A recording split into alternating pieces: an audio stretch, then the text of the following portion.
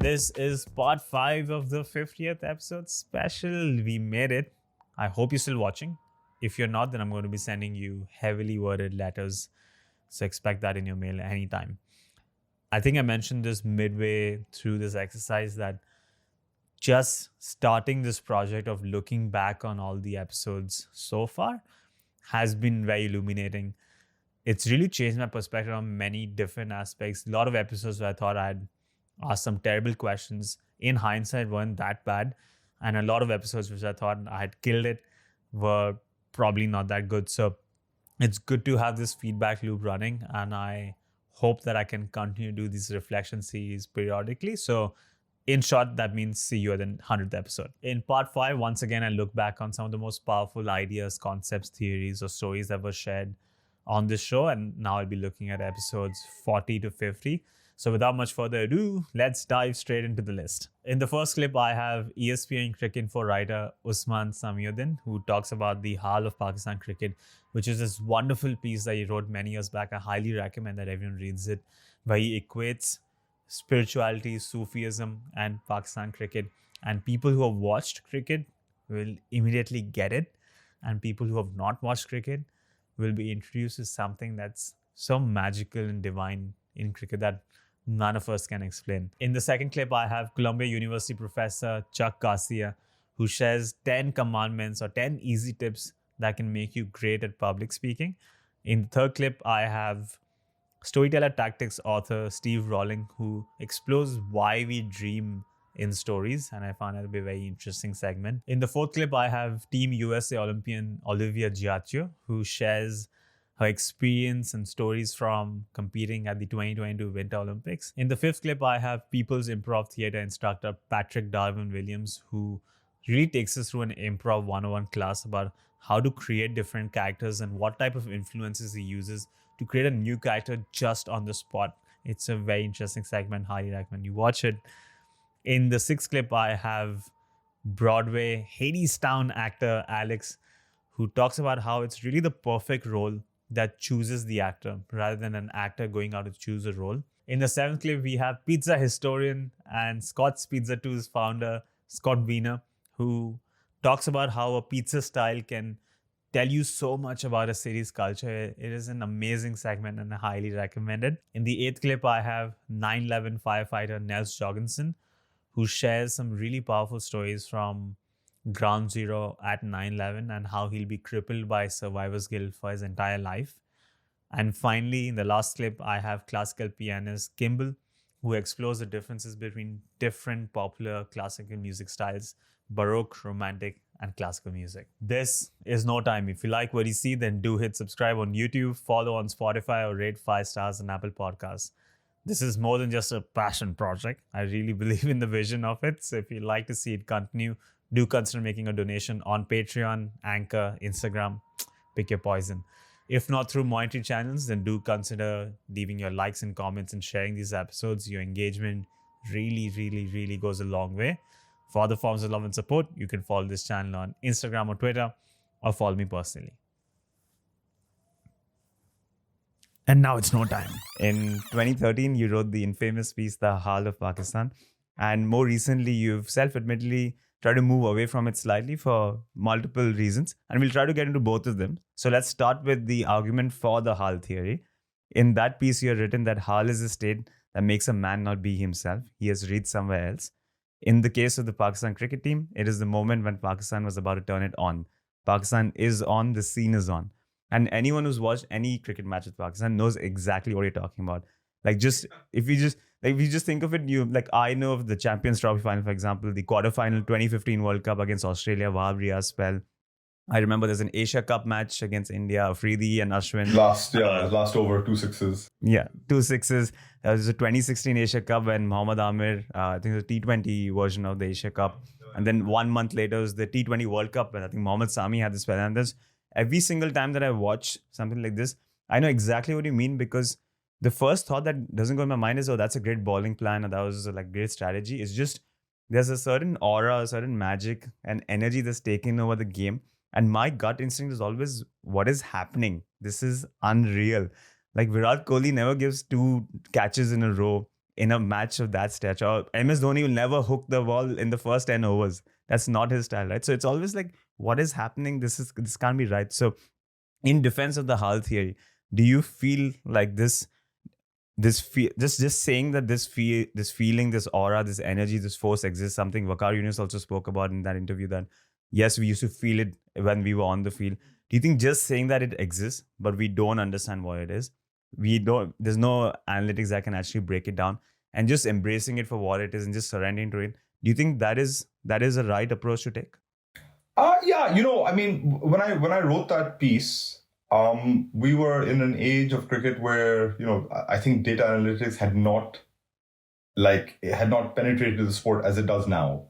And this was, that whole thing about the Haal was something that had been internalized in me, in almost any watcher of Pakistan cricket. We've seen it over the years, so many different occasions where they have just turned, they have switched on, and suddenly, the game and the world is not as you have known it 5 minutes ago, but it's completely different. And you're trying to explain it. And, one of the times that it happened around that time, actually, 2012, one was in Abu Dhabi when they defended 140 in a test match against England. They bowled them out for 72. That was part of that, infamous kind of whitewash that Pakistan did of England. 3-0, they won that series in the UAE.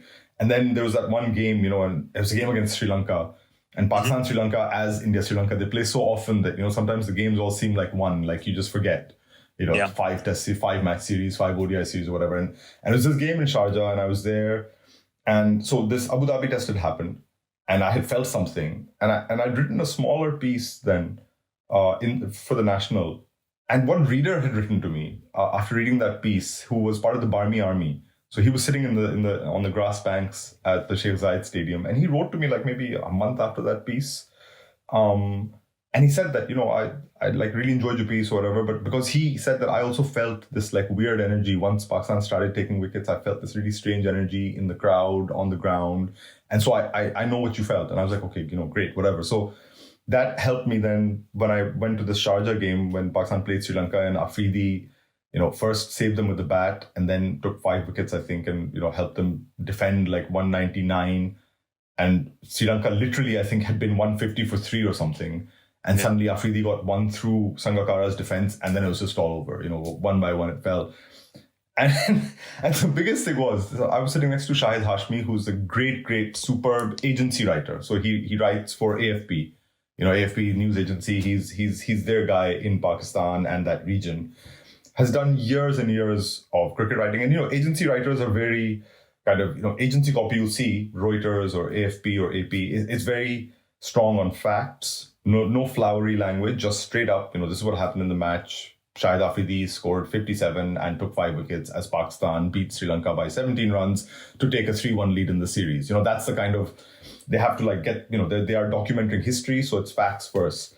So he writes this copy, and this match was happening, and I was sitting next to him, and Afridi got Sangakkara out. And Shahid Bhai turned to me, and, we've covered cricket for by that stage, we'd covered it for over 10 years together, and we'd seen each other at press boxes everywhere. And he turned to me and he said, kuch hone wala hai. And I was like, Shahid Bhai, mujhe bhi yahi lag raha hai, because something is about to happen here. And so he had actually written an entire copy, because, he has to file on time. So he had written an entire copy saying that Sri Lanka won the match by XX wickets, and I'll fill in the blanks when they've won. And then as soon as that wicket fell, he was like, you know what? And because he's such a good writer, he said, I'm going to be safe, and I'm going to write another copy which says that Pakistan won this match, just to be sure, just to be safe and just to cover myself. And so, he sensed it as well. He knew immediately. And he's like, he thinks straight, he looks for facts, but he sensed something in the air. And so I was like, man, that's a powerful feeling. So like, maybe I should do something about it. So then I started writing it. I started speaking to people about it. And I let my mind just go wherever it went in all kinds of, directions of inquiry. And I called up, I spoke to a Kawal, I spoke to a sports psychologist, I spoke to players from that time, and they all, spoke about it. Like the sports psychologists actually were really interesting because they said, what you're talking about, you're calling it Haal, but we call it the zone. When players get into the zone and they feel and they see differently, and they're completely like kind of, okay, we know what to do now, and they're doing it on autopilot, and so they do it, and that's how you kind of create great players. And so I did that piece, and it was fine. People liked it. I think it resonated with people to a degree. I brought in other influences, music, and listening and watching cricket at the same time and stuff. And then I think a few years later, when they won the Champions Trophy, and I didn't do like a. So people now think that it was like me saying that Haal was not accurate, maybe, or it was wrong. And I think what I was doing was trying to, and maybe I didn't do it well enough, but I was trying to bring a bit of nuance into it. And I was acknowledging the entry of like data and analytics and more structured and logical thinking about the game. And I was acknowledging the presence of that and also acknowledging it to a degree that, Pakistan, I think, did used to do that, even in Waqar's time.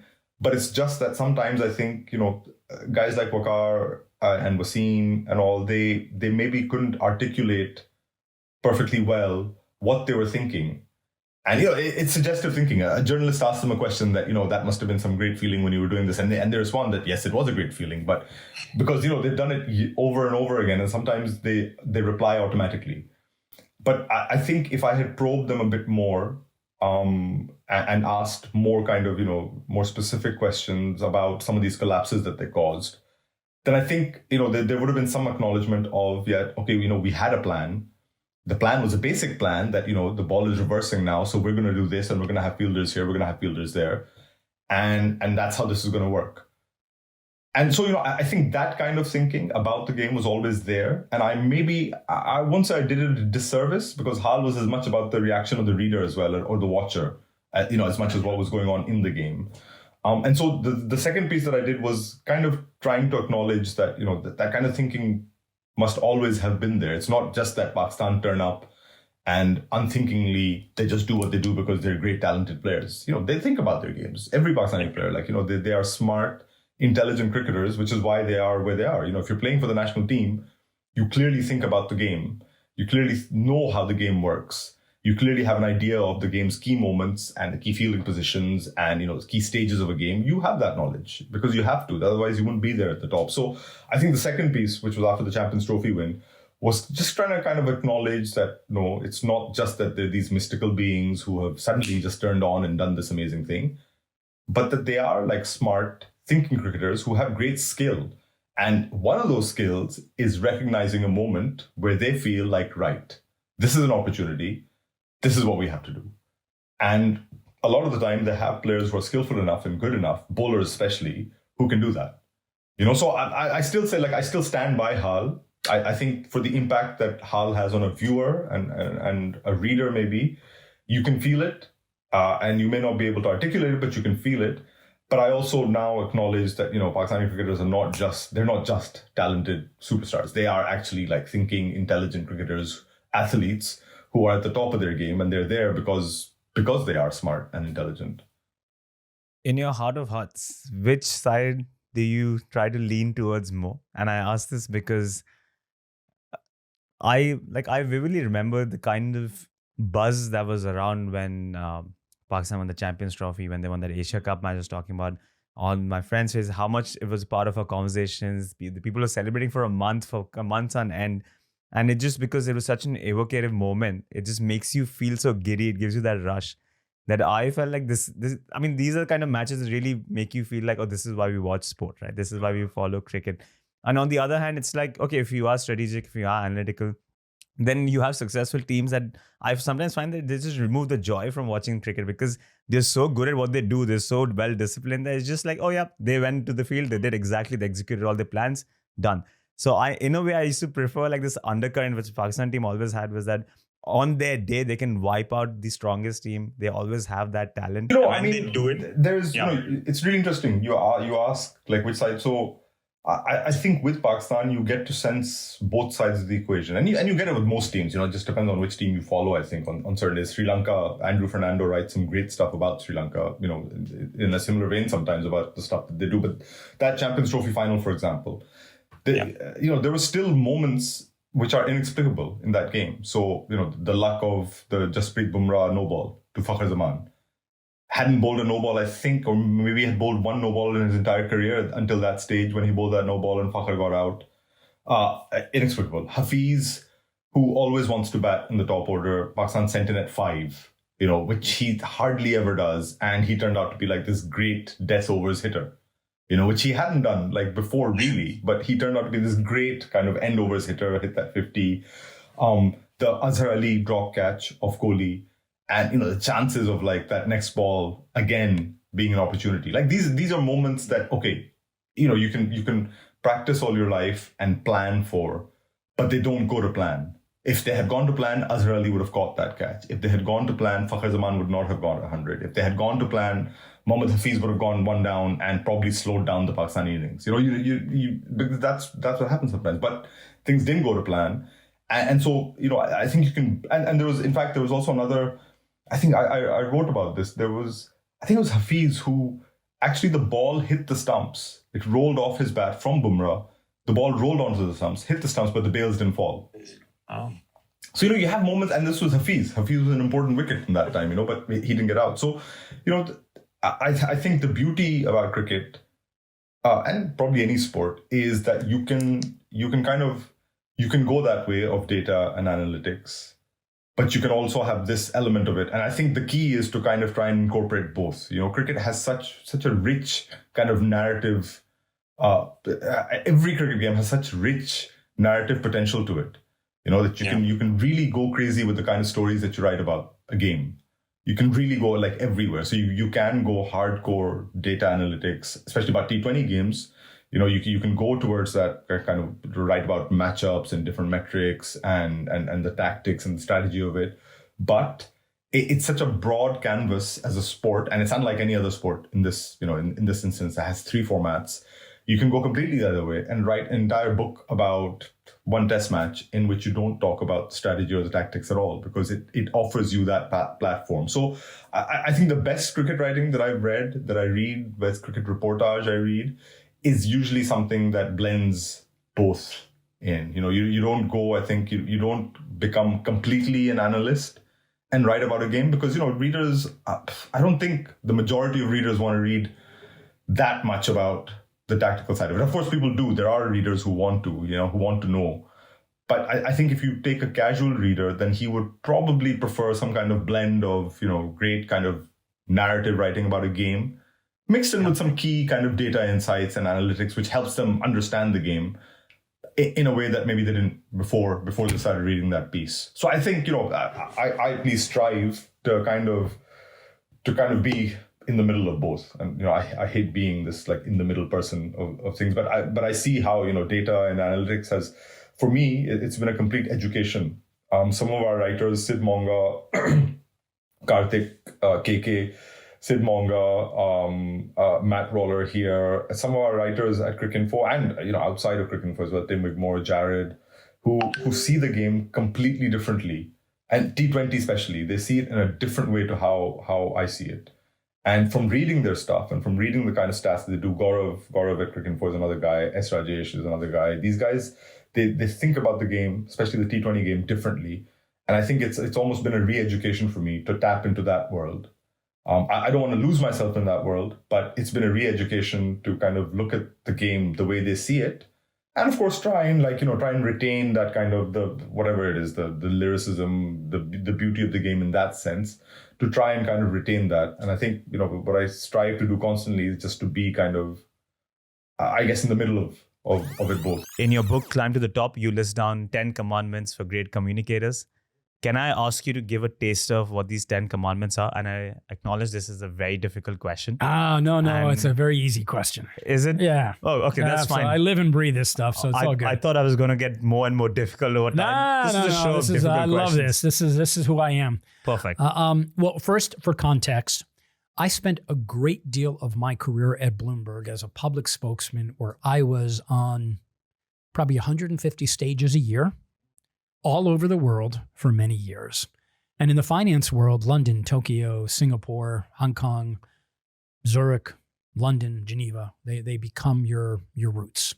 And in all of those financial centers, I had to learn how to address a Swiss-German audience and go to Geneva, a Swiss-French audience. You go to Hong Kong, Japan. You learn a lot about the touch points and what resonates to different cultures.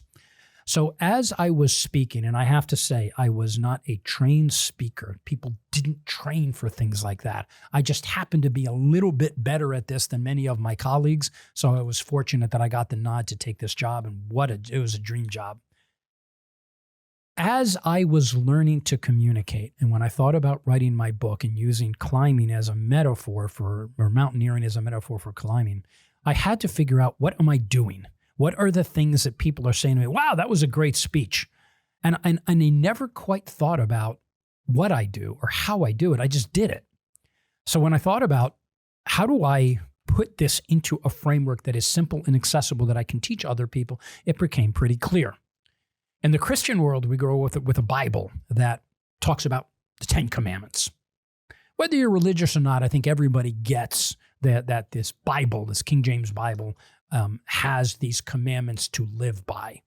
So the first thing I had to think about, what's the model? Okay, I'm sure there's 10 things I do. So I asked a friend of mine to sit in the audience one day, tell me what I do. And his name is Ed, and I'll never forget, and I'll thank him for that. Ed Weiss, if you're listening, thank you. He sat there and he started to make notes about what it is I did when I spoke to an audience. That gave birth to the 10 Commandments. And he said, Chuck, what you do is 1, 2, 3, 4, and there were 10 things. Beautiful, 10 Commandments. What I was doing, unbeknownst to me when I hadn't brought any science to it, I was using different techniques, very much what I'm doing right now. When I assembled the 10 Commandments, I did it in a particular order. So the frame of the 10 Commandments is chapter 1. It's called the primacy recency effect. It's the observation that when you speak, people tend to remember the first few things and the last few things, but not much in between. But even though they may not remember the words that you say, people never forget how you make them feel. Because communication is 55% visual, 38% tonality, and only 7% words. Because when you speak at 150 words a minute, nobody can remember all of them, but you don't forget the tone, and you certainly never forget what you see. So the second commandment then was called the power of emotional appeal. That's, instead of being so focused on what you're going to say, it's very much an expression of how you're going to say it. Do you say it with heart? Which leads us to the third commandment, which is speak with conviction. And the third commandment is actually teaching people to stop doing something. And unfortunately, and I'll pick on the Gen Z generation just for fun. So, it's like, it's kind of like, this pandemic, it's, yeah.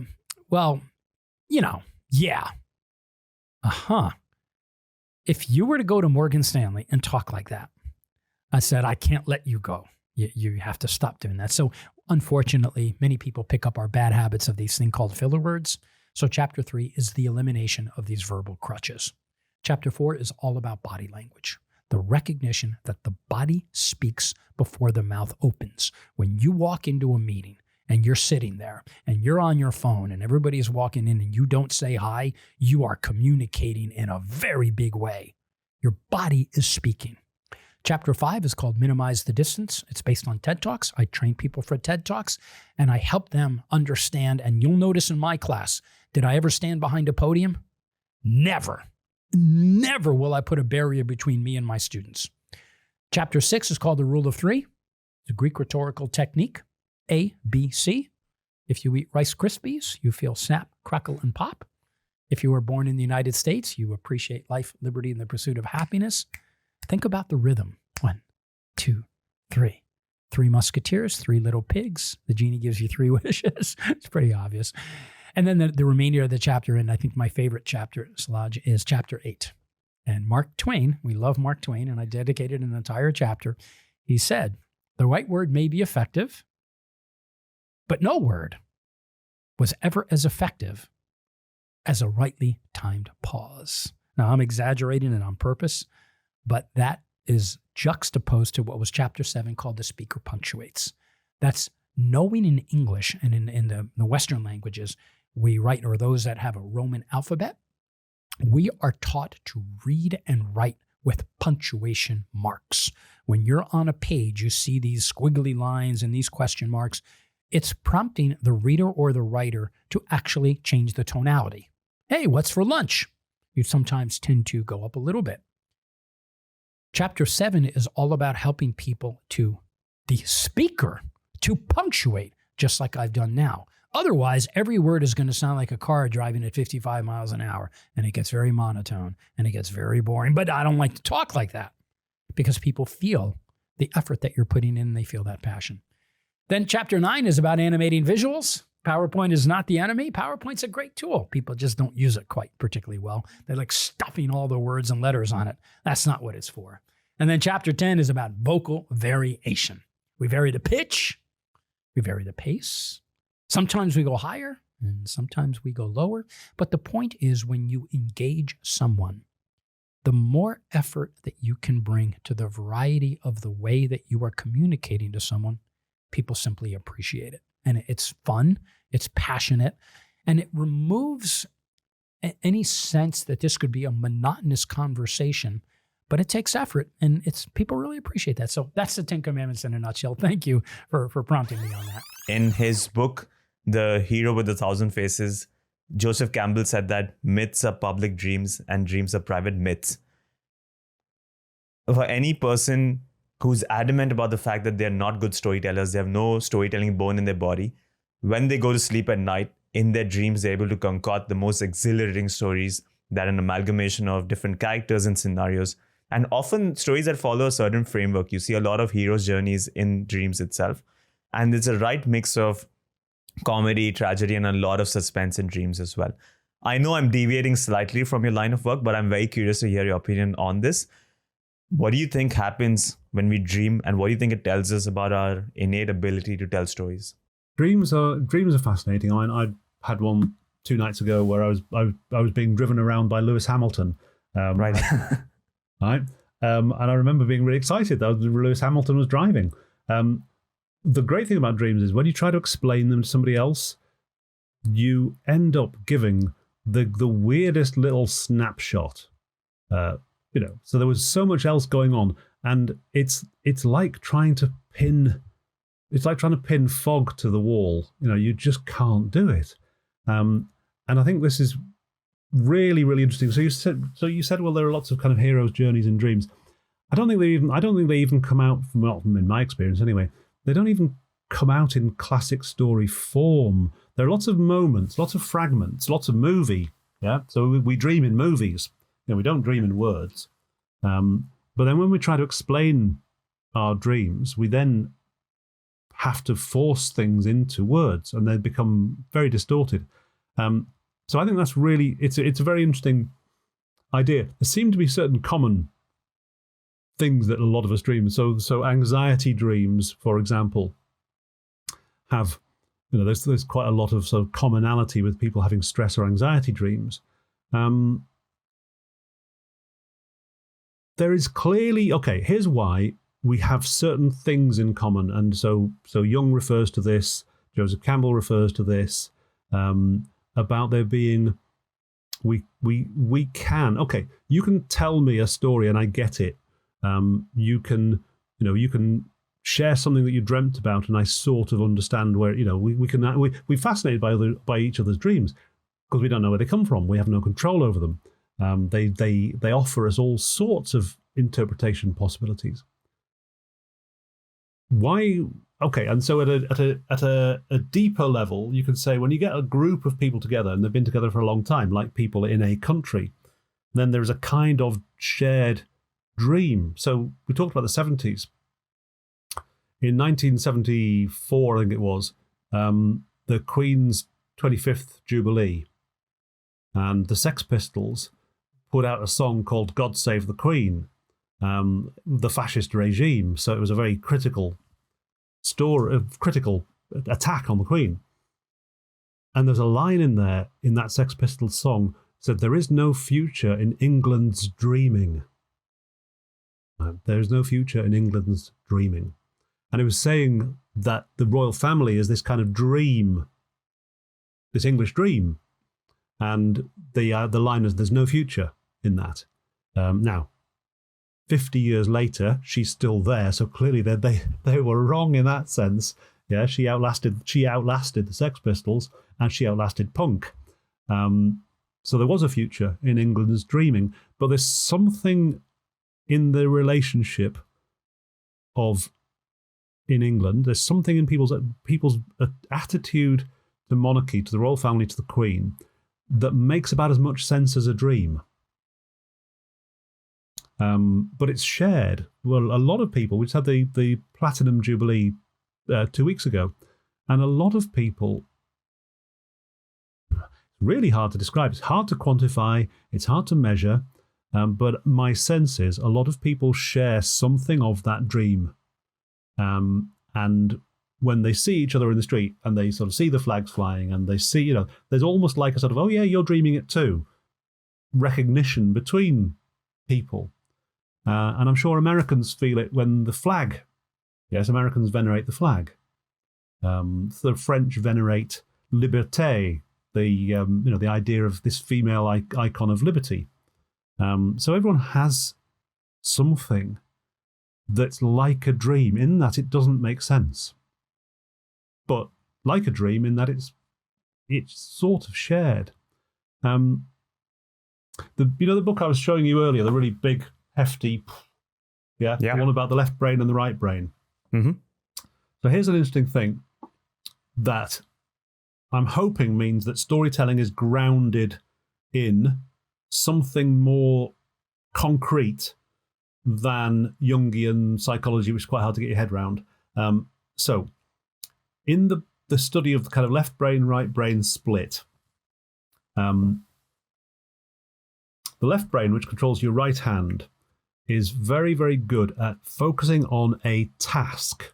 So we talk about the task in hand. So the left brain apprehends something, gets a hold of it, right, with your right hand, and does the task, and focuses and breaks things down into component parts and fixes and understands, what is this thing made of? How can I make it do what I wanted to do? Okay, so it's very, very narrow, like focusing down like that. The right brain is like sort of, looking around, like taking in so much. So the right brain is like just aware of so many different things you can't name, things you can't codify, things you can't write down, things you can't get hold of. So while the left brain apprehends the situation, the right brain comprehends it in a very literally comprehensive way. And when you wake up in the morning and you try to describe what you've just dreamed, it's basically your left brain trying to put into words this kaleidoscopic experience of everything that you've just had. And it's very, very hard to do. It's why artists and painters, generally speaking, will do a better job of depicting a dream than writers can, because they capture something about that quality you can capture it in an image better than you can in words. Now, here's the interesting thing. Think back to left brain, right brain. And I'm going to give you a little scenario, right? And then I'll show you how it maps onto storytelling. So, in the beginning, you've got something you're doing it. Okay. You know what you're doing it very well, it's keeping you alive, bang, off you go. So you're hunting for food, right? For example, or you're farming, or you're doing your day job, right? You're getting on with the thing you need to do, right? That's your left brain in charge. But you're kind of vaguely aware there's other stuff out there, and suddenly something that you're kind of vaguely aware of smacks into you. Yeah, comes and just blindsides you, smacks into you. Okay, then the right side of your brain is going, right, what the hell was that? What is going on? And it's suddenly the radar throws wide, and you're starting to try and think, what is happening? Where did that come from? What does it mean? And gradually you try to make sense of what's just happened. And when you can finally make sense of it, you kind of incorporate it back into the thing you were doing, back into the task. But you don't just do the same old thing you always were doing, because now you know something you didn't know before. So you've kind of gone a step up. So you're back. Okay, so that's a model where we're going from focusing on the task with the left brain into focusing on the great unknown with the right brain, eventually making sense of that and getting it back into, look, I need to get on with a job here. Right, that's a model of cognitive development. That's a model based in neurology of how the world reveals itself to us as humans. Interestingly, it's not just humans. The left brain, right brain, all mammals, most vertebrates have left brain, right brain. If you watch a meerkat, right, family of meerkats, some meerkats are hunting for scorpions and creatures in the sand. Other meerkats are standing up, looking around for threat. So they're actually doing the same thing. Okay. That's a model of how we perceive the world and how we know what to do in the world. And it's a neurological model. It's also, that is a model of storytelling. So you say, once upon a time, okay, suddenly something happens, happy ever after. So once upon a time, Jack lived at home with his mum and a cow. Suddenly somebody persuaded him to swap the cow for some magic beans. Beanstalk grew. Jack, yep. Finally, he makes it home. The giant is dead. He's got the money. Jack is a grown-up young man now. Okay, and his mother, okay. So that model of storytelling, once upon a time, suddenly, until finally, is the same. Once upon a time is left brain, let's get on with this, just get on with the task in hand. Yep. Suddenly is the right brain's taking over until finally we make sense of it and get on with that's back to left brain. And then, of course, in life, something else comes along and knocks you flying. It's not just fairy tales, so it works in kind of classic storytelling. But if you think about your own experience with the pandemic, so 3 years ago, I was running a business, face-to-face training and consultancy. Yeah, and I was doing really well. I was focusing on that business, making that business work, making it pay. March 2020, the pandemic strikes, all my work's gone. I'm thrown into chaos and confusion, and I have to work out what to do. What I work out what to do is how to teach people online, how to use Zoom to run consultations and training sessions, so that by the end of 2020, I've rescued my business and I'm back online. But actually, the business, I've rescued the business, but it's better than it was before. Because now I can do hybrid working, I can do online, I can do face-to-face. So it's actually, I went through the chaos and came out better. But that model of storytelling of once upon a time, into the chaos, out stronger, that's the man in a hole story arc, by the way. It maps onto your and my brain structure. We share the same brain structure. So, of course, we understand the same story because we're built the same. When you took part in the Olympics, because of COVID, there were less people there, families were not allowed, whereas at the World Cup, you would often have a lot more people. So for some reason, the World Cup felt a lot bigger and there was a lot more pressure in that sense, where the Olympics, you were just allowed to some extent. I mean, I think internally it was, I would say overall, it was like a really good introduction to the Olympics because there wasn't as much distraction, I would say, in certain elements. I mean, there was distraction when it came to COVID, but otherwise in terms of having a ton of friends there that aren't normally at events, or like people that I want to, I guess, spend time with, but also like celebrate the moment with, that all wasn't there. And that was kind of saved for after the event. So I would say World Cups all throughout last season, the audience or like spectators were pretty sparse, with the exception of probably the US World Cup. But so we were kind of used to it going into the games, but in that sense, it did take away a little bit of the pressure, and it was more about how I wanted my personal process to go, which was fun. This started with the question of what you feel when you look down and just before a run, and you mentioned it's a mixture of feelings. Of course, you're quite excited these days. How does that contrast with the moment at the Olympics or at the World Cup itself? Were you excited, or were the nerves just taking over? The few videos that I've watched of you competing, it seems like you've taken a moment to just take a breath, calm yourself. And you also speak to to yourself a bit. So what exactly are you feeling in those moments at the tournaments in particular? And what do you say to yourself? I say to myself usually my performance statement, which is I'm resilient and a great competitor, attack. And then usually I'll have just like one or two keywords, which kind of focuses my attention on what I'm going to do in the run. So that'll be literally just one word or two words on the only thing, like the biggest thing that I'm going to focus on in that run. And then just when I think before I start my competition run, those moments before I think are really important. And I think that in the past, I've kind of gotten in the habit of getting a little bit stiff right out of the gate, like in the years probably prior to the past two, like 2019, I would say, and before.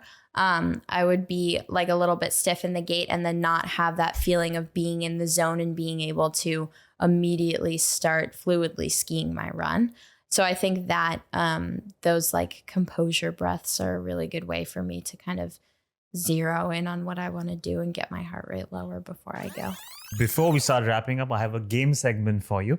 Yeah, the drum roll. Yeah, that's what we need. Yeah. It's an improv masterclass. Cool. So what I'm going to do is I'm just going to list down some common character templates. Interesting, you mentioned how Tina Fey adds some nuances to it, the way you've studied it. Yeah.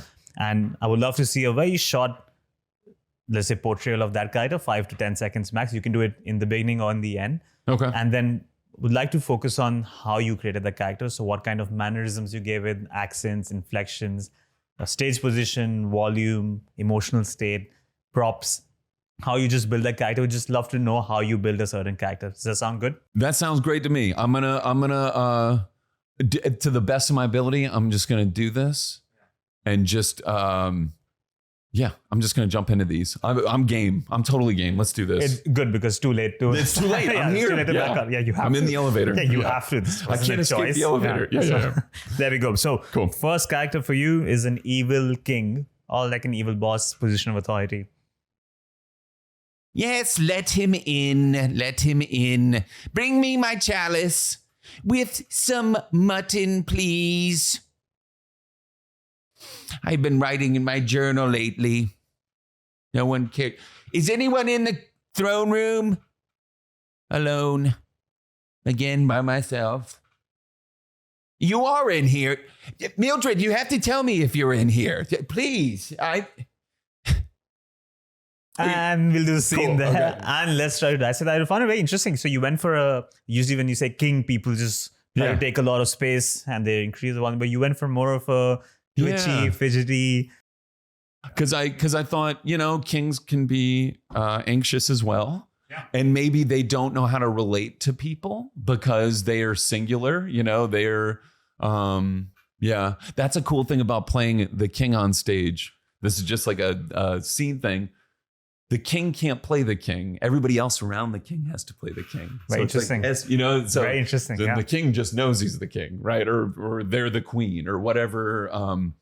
So I thought maybe play with the status of that. Yeah. It's like the subverting the expectation, right? The expectation, king, high status. It's like, no, make them low status, insecure maybe. Do you always like providing that contrast? Let's say if I say a gangster and suddenly you come in with a soft voice instead of this hard gravelly voice.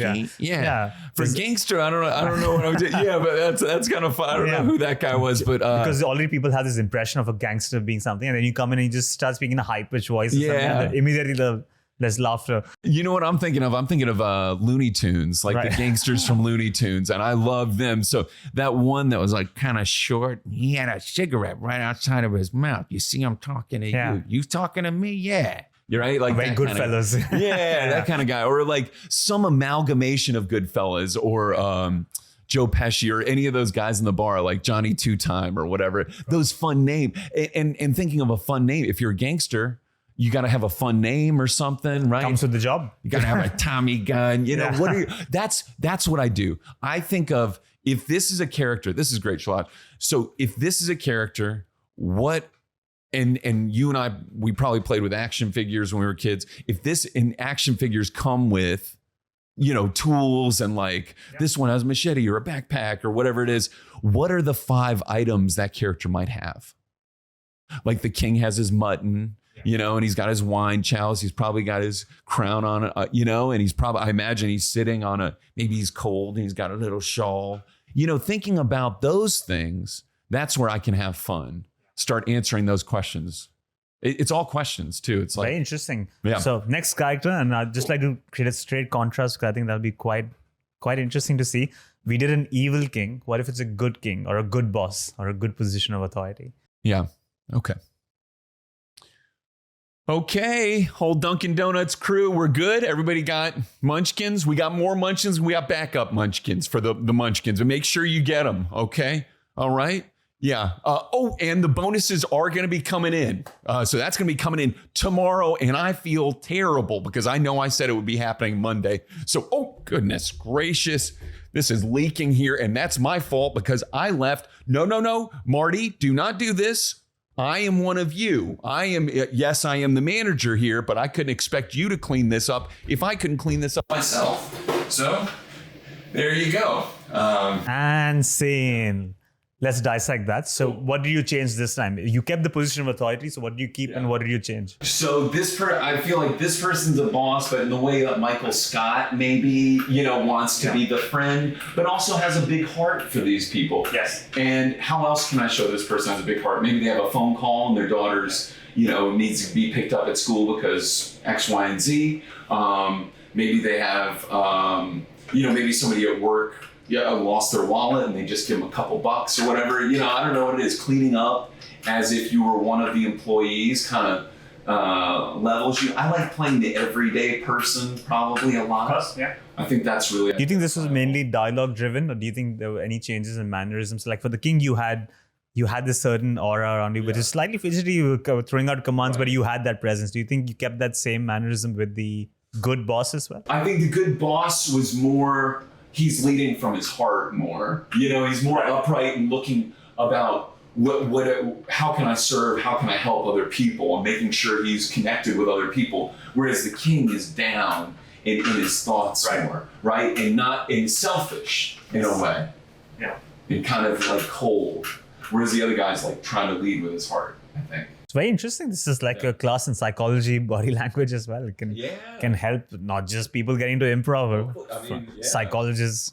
Well, and that's the thing, like when we get nervous or we're in a space with a lot of people, like we tend to like drop our head and look down. Yes. But that's the most dangerous place to be because then we're not getting any information, So it's like to look up and eye contact is so important. I mean, even in relationships, on stage, being eye to eye.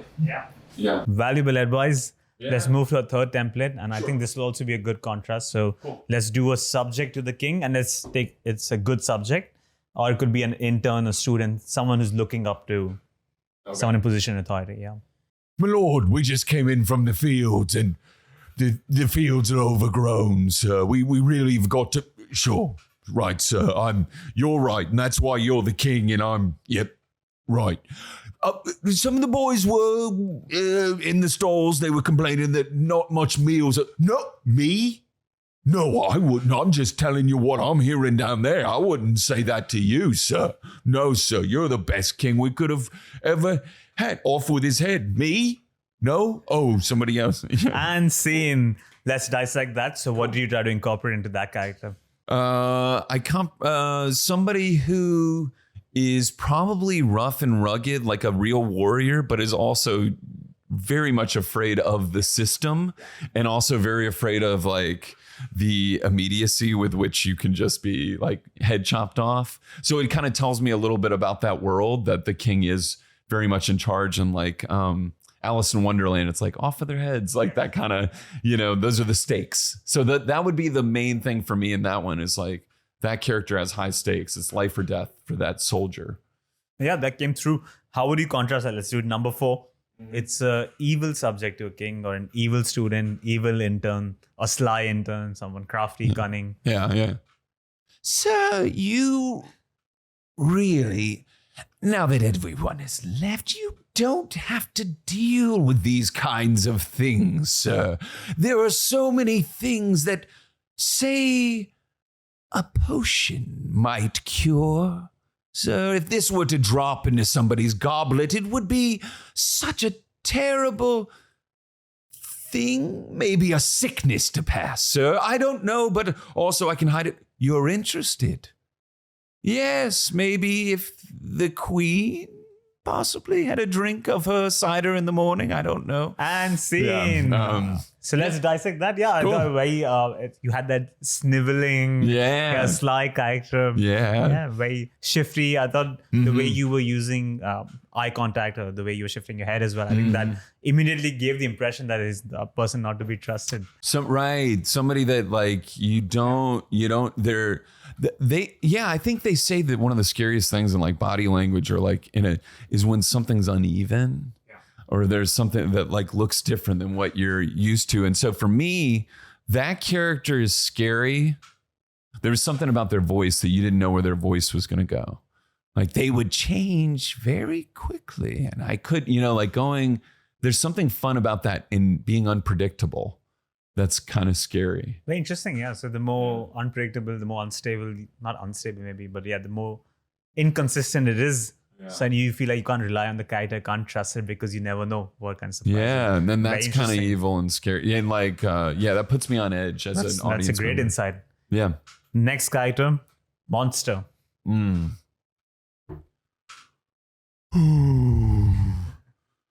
here in the woods by myself. No one to see me, no one to eat, no human to eat. Frogdoor very hungry. Frogdoor's been under this tree for a long time. Human! Human! I'm so sorry. Frogdoor's so hungry. Huh?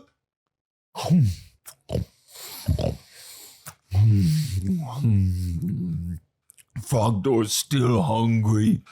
Frogdoor hasn't had a human in 10 seconds. And scene. I love the choice you made with that. It was a very apologetic monster. I was like, I'm sorry for eating you, but I'm just hungry. Yeah, he's like a sweetheart. Yeah. Like a gentle giant who's like, I just have to do this. I have to eat. I have to survive.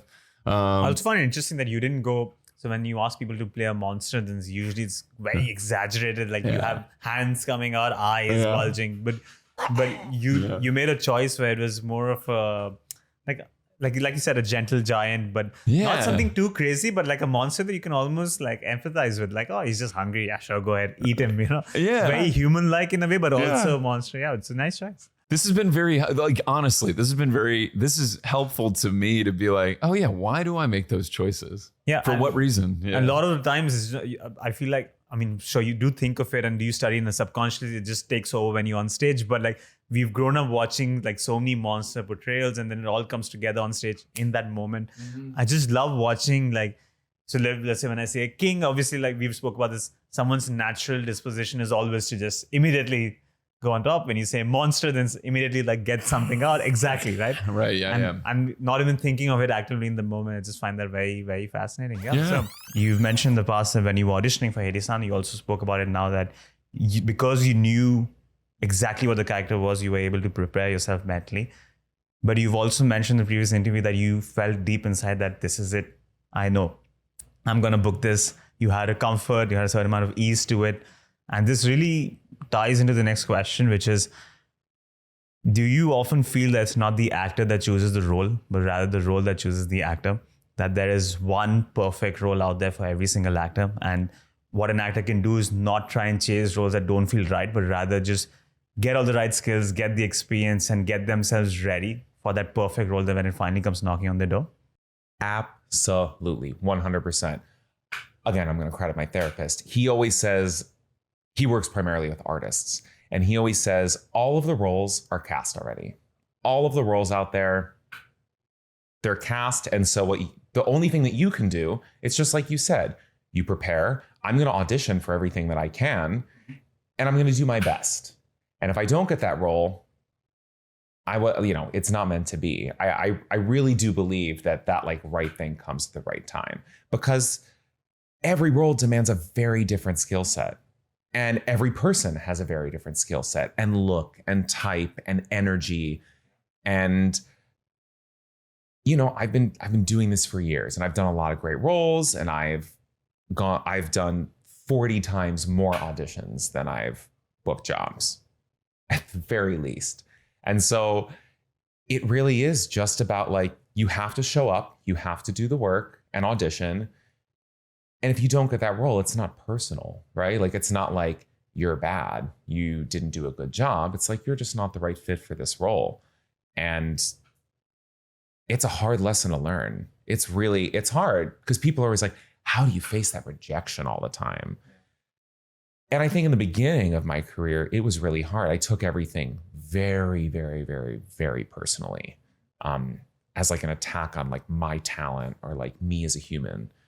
And when it's not that, right? It's like, how does the energy line up in the room with the role? And so with Hadestown, when I was in the room, most actors would say this too. When you walk out of that audition room, you know whether you got it or not. It's almost inexplainable, like what you feel. Like there's some kind of connection that you feel with the creative team, with yourself in that room, with the project. And I would say most of the roles that I have booked, I knew after that audition that I booked it. Now I do feel with Hadestown, when I got that audition notice, I knew. You knew. I did. I really did. My husband, I love it, says the same thing. Like, I got that audition and I was like, this is my job. I'm going to book this. And I had that quiet knowing, and I don't know, I can't even tell you why, but because I knew, I felt this ease going into this audition. Because auditioning, it can be very nerve-wracking, right? Like, sometimes the stakes are really high, and there are lots and lots of people there auditioning for the exact same role. And so you can feel that tension.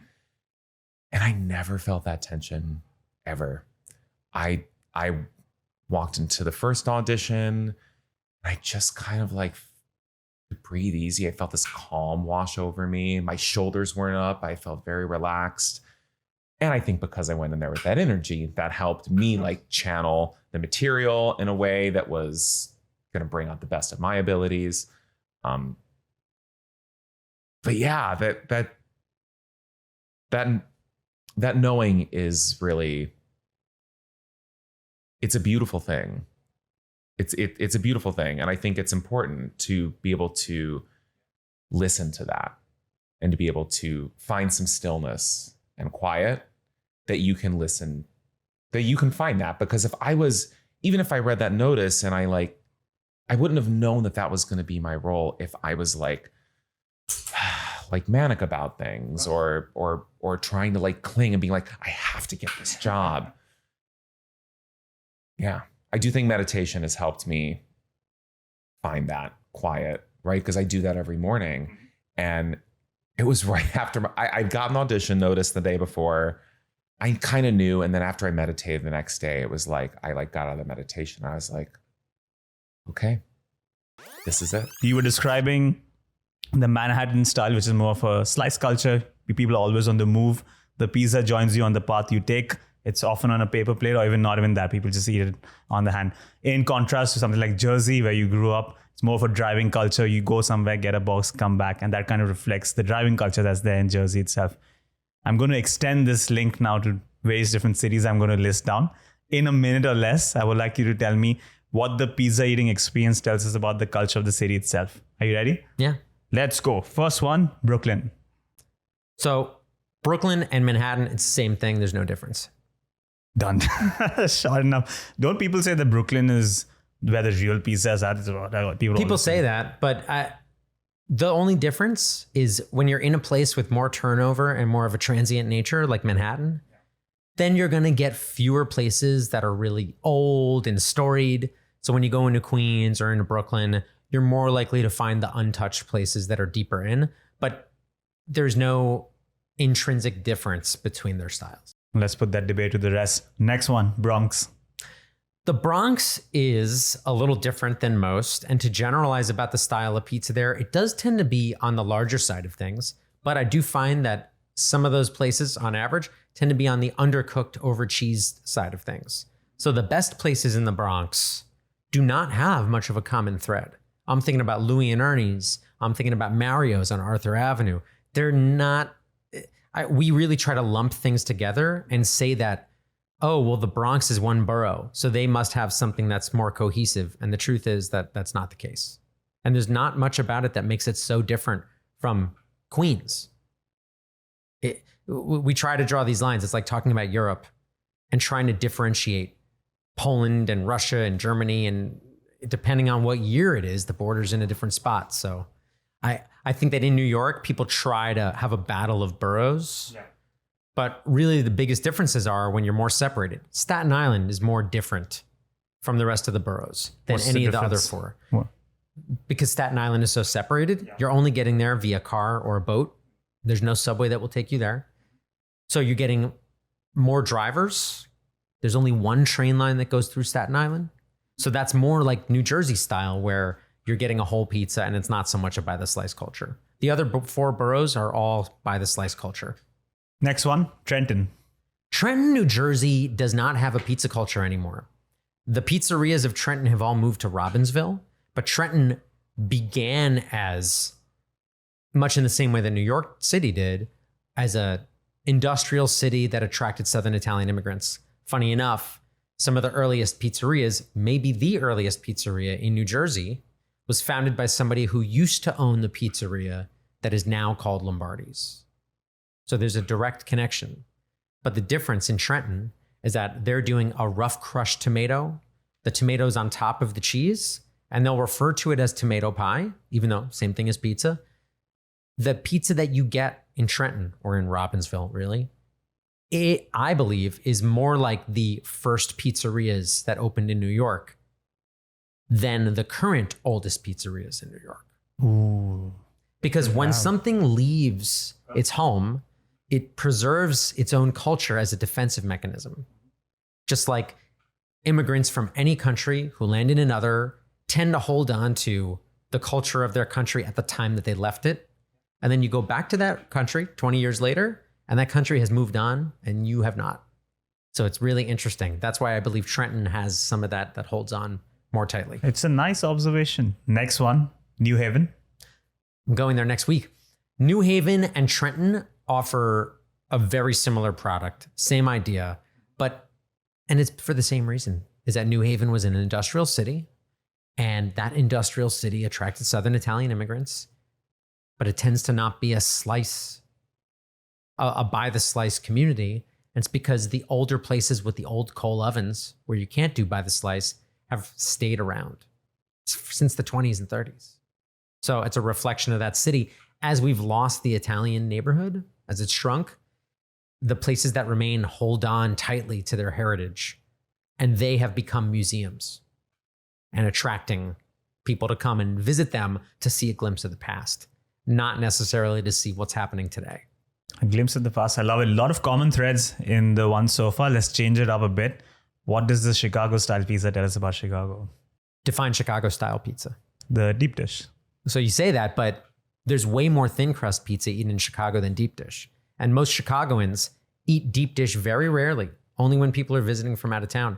Deep dish did not become a popular thing until the 70s. It's very recent, but it's more famous because it's so obviously different from New York style. And New York style is sort of like this big champion of pizza. And Chicago deep dish is a little different, but its reflection on its home of just deep dish shows how Chicago is the opposite type of city from New York. It's not a pedestrian town. It's cold. And people want to sit inside, have a couple of beers, and they're happy to wait the 40 minutes for the deep dish pizza to bake. It's not a by the slice culture at all.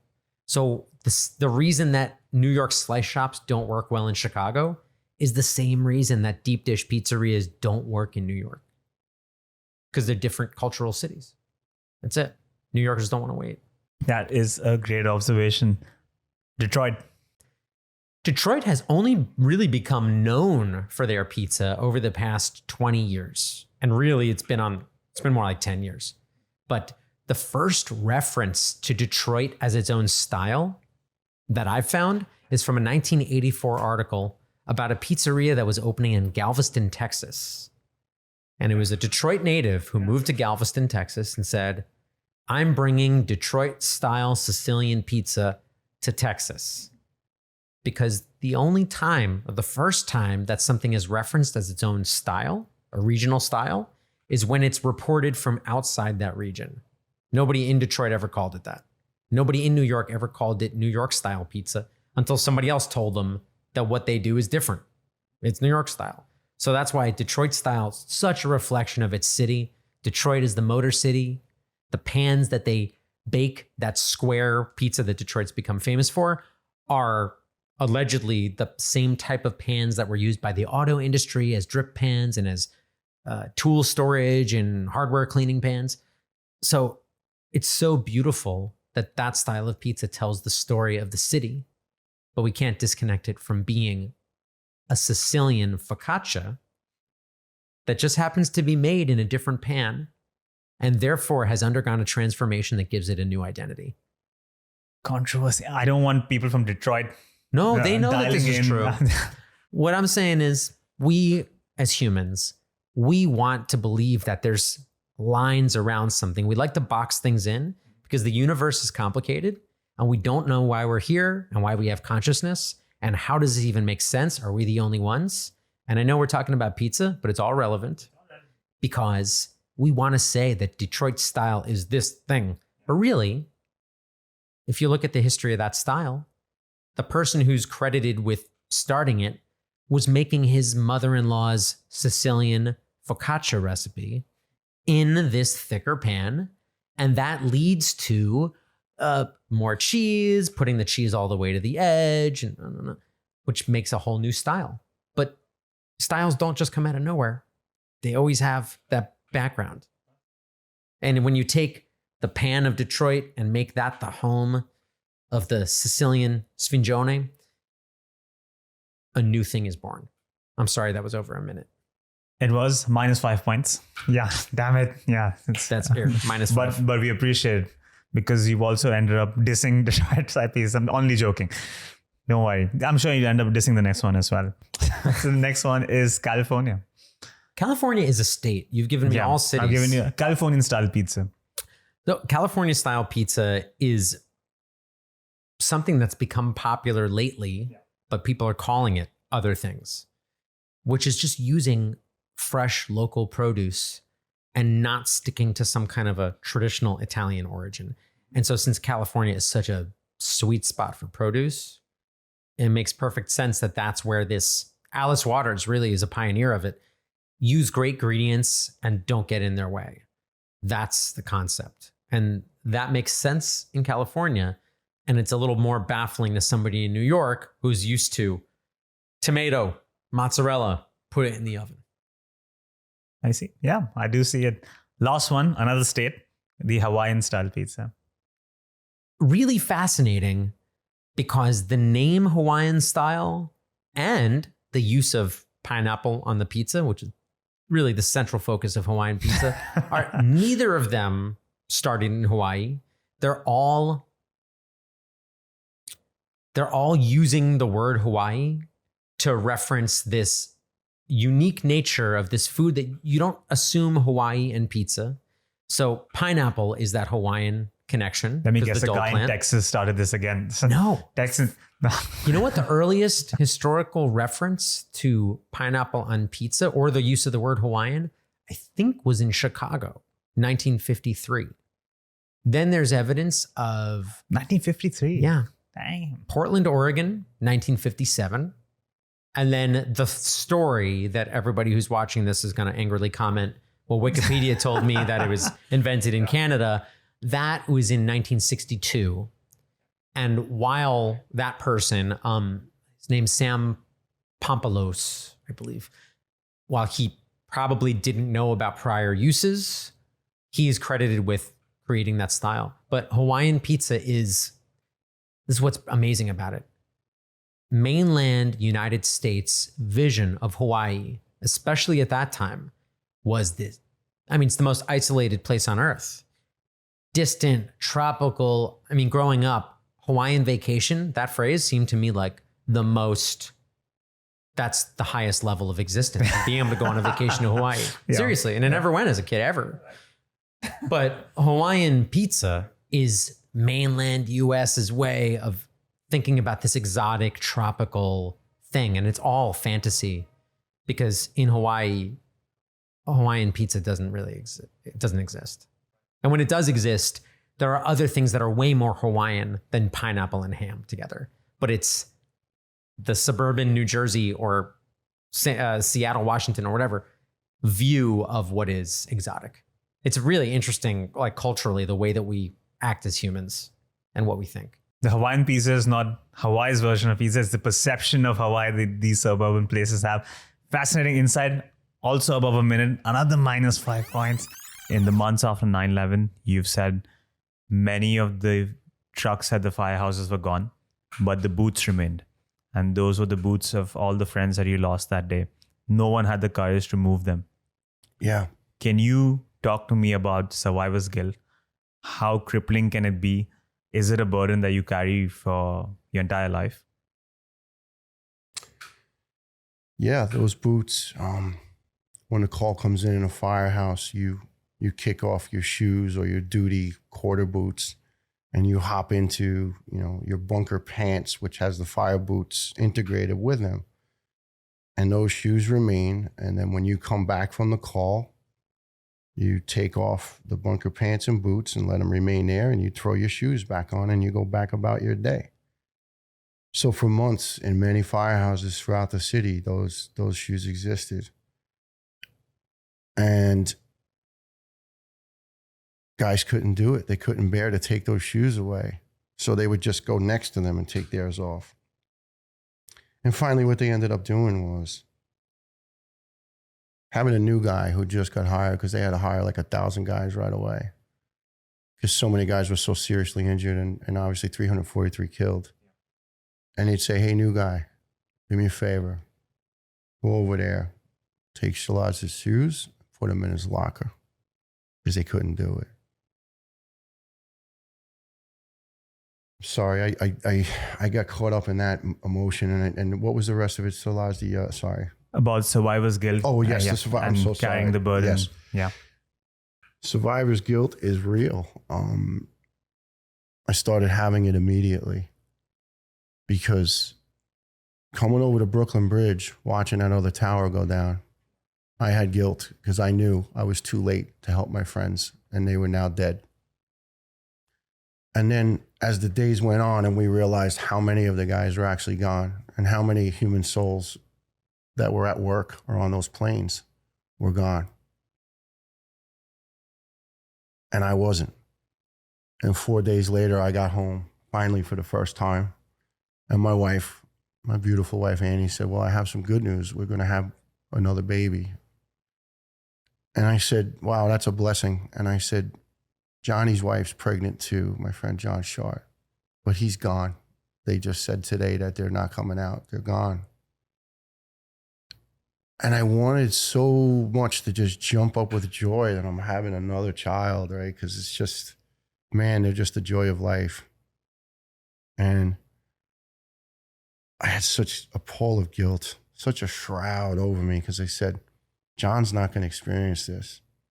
And in May of 2012, my beautiful daughter was born, Catherine. And 3 days before that, John's son, John Jr., was born. And he's never held that beautiful child. And I've been given a chance to see her now grow into a beautiful young woman, intelligent, just such a addition to this world. Every event that I've gone to, and I've sat there looking at her smiling, so proud of her achievements. And then in my mind, I'm going, am I worthy of being here right now? How come John's not here right now for his son? So it never goes away. I guess you just learn how to manage it. And then what happened was I went through a really, really bad leukemia in 2011, and I really shouldn't be here. And I'm so grateful, so blessed and grateful I am. And I was in there for a month, the hospital, Methodist Hospital. They were incredible. And they actually used me as a little bit of like a docent. I was out of my mind with chemo because they gave me 2.5 years worth of chemo in 7 days. Burned out my bone marrow. I felt like I was burning to death from the inside out. But they knew how much of a zest I had for life. Initially, I was asking to die. I was praying to die. I was in so much pain. I just wanted to go. I couldn't do it. And that first night of the chemo, vision came to me, visions of all the people I loved who had died. But very quick. It was just like a second or 2 seconds. They'd be smiling and they were gone. At the very end, the last person, I saw one of the people I saw smile was my friend Jack from Ladder 15 down in Seaport. And I'm like, wait a minute, Jack's not dead. And then right after that was my mother-in-law. And a lot of guys go through life hating their mother-in-law, right? Because sometimes they can be meddling and difficult. I adore my mother-in-law. She was such a great woman. She used to call me her boyfriend because we just sit and talk. You know, I like to really know about people, good people. And we'd sit and have conversations about everything, about Ireland, about religion, about, you know, the job, because, you know, she was a fireman's wife. And she passed away 6 months before I died. She didn't deserve her fate. She was in a coma for a long time on machines. Just a woman who went to church every single day and prayed for everybody. And I saw her smiling Irish face. And she said, hi, my boyfriend. And I said, Nan, let me come with you. Let me come with you. She said, no, not yet, my boyfriend. He's not ready. She said, you go back. You have things to do. But when it's time, you'll be here. And I said, no, I want to go. I'm in so much pain. And she started laughing. No. And she started fading away. And chemo did some stuff to my mind. One of my doctors said he had patients who said the stuff I was receiving was so powerful that it was worse than the ride they took on PCP in the 60s or 70s, because my cancer is normally found in elderly men. One of my other friends, Gene, came in a couple hours later after that vision, and he was crying. And he's a big dude who don't cry. And he looks like Ivan Drago, you know, from Rocky IV, right? And I said, Gene, what the hell's going on, man? Am I dying? Am I out of here? And he said, no, it's not you. It's not you. You're good. And I went, it's Jack. And he's like, who the frig told you? I said not to mention anything. I said, Jackie's dead, right? He said, how do you know? I said, I saw him. He says, what are you talking about? I said, I told him the whole story I just told you about the visions. And I says, the second to last one before my mother-in-law was Jackie smiling at me, but he didn't say anything. He just waved. And it freaked me out. And he broke down and he says, Jackie died at 3:00 this morning in a motorcycle wreck. He hit a tree, severed his leg. He rolled down into a ditch. He threw his helmet up on the road. It was upstate New York. Passerby, motorists saw it. They came, they flew a helicopter in. And he said to the state trooper on a helicopter, hey, bro, what took you so damn long? And that was Jackie. Everything was a joke. And he closed his eyes and he died. I had those visions at 3:00 in the morning. So some of the naysayers may say I'm just flowering it up for drama or this or that. I don't care what they have to say. I know I had those visions because I asked the nurse what time was I freaking out. And, you know, it was scary. And it was a wild, violent thunderstorm going on right while I was having the visions. So getting back to coincidences or miracles, that to me was Jackie telling me, I'm on my way. I'm going to heaven. I'm okay. And I'm pulling for you. But I don't know, Shalaj. That's a really tough one now because, again, why did he die? Why did I not? Why did Jeff pass the other day? Why did I not? Why did so many of these guys that I knew that fought for years on chemo, on treatment, and they're not here? This wonderful great guy, Paul, who just died a month ago, was a captain, one of the nicest human beings I ever met. I had no idea he was sick. He went in with an aneurysm back in April or May. And they said, look, we fixed that, but you got a massive brain tumor. You got 2-3 months to live. Go home, be comfortable. Why? Why him, not me? So this isn't for needing attention. This isn't for looking for some notoriety. I don't need that. I already worked on a TV show. You know, back in the day, I worked on Rescue Me, driving a fire truck, and it was fun. But I don't need attention, but I will not shut up because I just want people to know about what happened, about the sacrifices that great people made, and about the people who are still suffering in silence. And, you know, I'm hoping that somebody is going to listen to your show and say, wow, I never knew any of that. Yeah. And now they do. I have a bonus question for you. Okay, fantastic. And feel free to not stick to the time limit. Not that we have been imposing it strictly, but I think this answer does deserve more time. Okay. How would you create a similar summary or a gist between the 3 classical music eras? So Baroque, classical, and romantic. Well, if I can add a sort of a 4th era, everything after romantic. Well, I think to work backwards, I think in the modern era, we'll call it now, because usually the romantic era, like the historians would say that the romantic era ended, I don't know, anywhere between 1880 and 1930. And, you know, because there's some of the Russian composers we were talking about, like Rachmaninoff, they're writing music that's very much a romantic music in the 19-teens and 20s. Debussy was writing things that were not really romantic anymore, like impressionistic, and that's sort of on the pathway to this modern era. But I think today, I think there's so many different types of music that are accepted. So as a composer, you can write almost anything you want, but then the music will also carry with it some signal about how it should be listened to. In other words, I could write a piece that sounds very romantic. It uses the musical language from the romantic era, and it sort of signals to the audience, like, that's my intention, like that's the framework that I'm in. But I could also write something, you know, and there were American composers like these so-called minimalist composers, like Philip Glass or something like that. And they're more of it has more in common maybe with an Indian raga. Not saying that it is one, but it has in common with it. It's more about repetitive gestures, like lulling you into this meditative thing. And you can write music like that now, and then people know, oh, you know, it's like influenced by that. That's the more modern style. Yeah. What would be the Baroque and the classical style? So I think I think that's the modern era, many styles. So then for Baroque style, I mean, the way I think of it is like, the way I try to think about it, how do you say? I mean, Baroque style is known for its ornamentation, right? Mm-hmm. So the piece of paper, the music will have like some musical phrases on it, and then you, the performer, are supposed to go back. Maybe you play it once without ornaments, and then you add it in, and you add all this filigree and extra stuff. Sometimes the ornaments are marked on the score. Sometimes you can make up your own and you figure it out. There's a certain way to do that as well. That's one aspect of Baroque. By definition, it's Baroque, right? With all the ornamentation, like the furniture, the architecture. Absolutely. And I also think, like, if you look at Bach's piano music, for example, it tends to stay in one mood.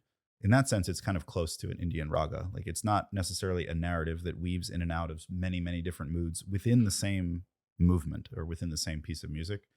Of course, from movement to movement or from piece of music to piece of music, it would change dramatically. Sure. And there is some variation, obviously.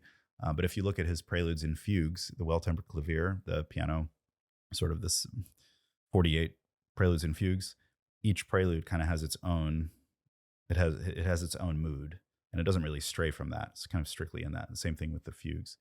For classical music, I think it's structure, order.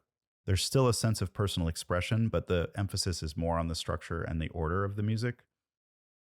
4-bar, 4-measure phrases. Yeah. Clearly defined, stops, ends. You do have changes in mood, but it would be abrupt.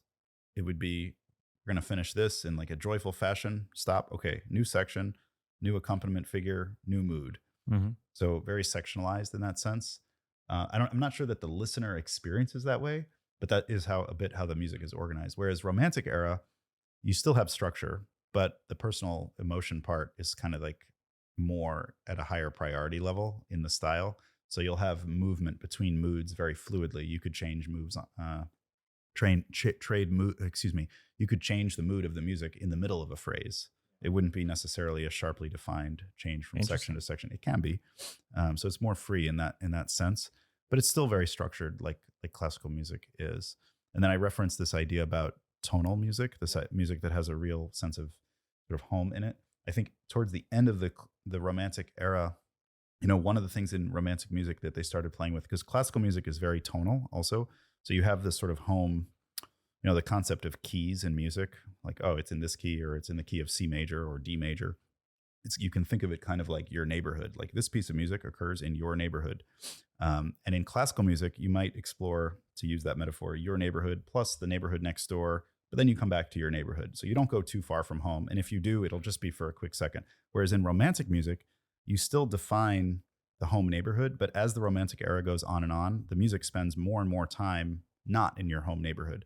So you may acknowledge in the piece of music, I'm living in this neighborhood, this key, but most of the piece is actually going to occur in this other key, which is a really far away neighborhood. And we still live there, but most of our time is spent here. And it's kind of that idea, like, how much time do you spend rooted in the home place? And then how much time do you spend in transition? And usually transition by definition is like, well, we're in this, like the home key, we have a short transition, and now we're in this other key. But what happens if the transition becomes longer than sort of the primary melodies?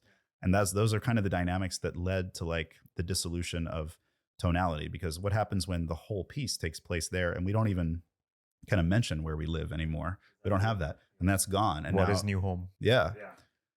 And sometimes it can have, Mahler is a composer that did that quite a lot. Still a tonal composer, but endless amounts of time spent away from Wagner is also a composer famous for that. His opera called Tristan and Isolde, the opening overture, is famous for being, one of the key moments where, the gestures, the musical melodies seems like it should be romantic music.